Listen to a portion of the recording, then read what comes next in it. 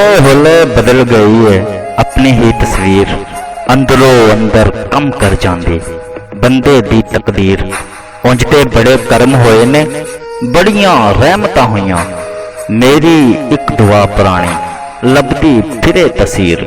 हुस्न आ साडी मंजिल होई, दर्द आ साडी राह, हावां हंजू संगत साडी, इश्क आ साडा पीर। जिथे तख्त खजाने होवन उत्थे असा न जाना, जिथे इश्क दे तंबू लगन ओ साडी जागीर। लोह कलम दी ताकत दे मुताहिक जमाने सारे ने, रांझे खड़े वेखते रह गए, वारस ले गया हीर।